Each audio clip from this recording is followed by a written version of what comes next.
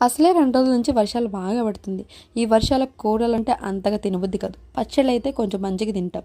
So, అలానే పచ్చిమిర్చి టమాటా చట్నీ చేస్తున్నాను. చాలా బాగుంటుంది. ఒక పావు కిలో పచ్చిమిర్చి తీసుకొని ఆయిల్‌లో ఒక స్పూన్ ఆయిల్ వేసేసి మంచిగా ఒక 80% మాత్రం ఫ్రై చేసుకోండి. టమాటాలు మీడియం సైజ్ టమాటాలు ఒక 5 తీసుకున్న అవి కూడా పొడుగ్గా కట్ చేసుకొని ఒక స్పూన్ సాల్ట్ వేసుకొని ఒక 5 వెల్లుల్లి కూడా వేసేసి చిన్న ఉసిరికాయ సైతంత చింతపండు కూడా యాడ్ చేసుకోండి.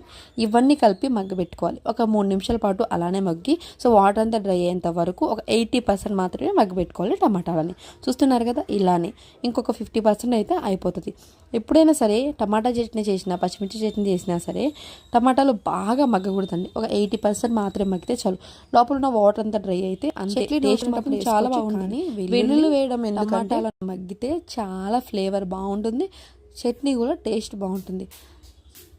చిల్లి గారెల్లోకి, దోశల్లోకి, అన్నంలోకి దేని మీదకైనా బాగుంటుంది ఈ చట్నీ. ఒకసారి ట్రై చేయండి.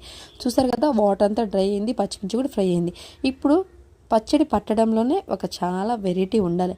కచ్చపచ్చగా నూరుకొని ఫస్ట్ తర్వాత ఒక 2 స్పూన్లు టమాటా ఉంది కదా మగ్గబెట్టుకుని అదొక 2 స్పూన్లు వేసి ఒక్కసారి గ్రైండ్ చేసుకోండి.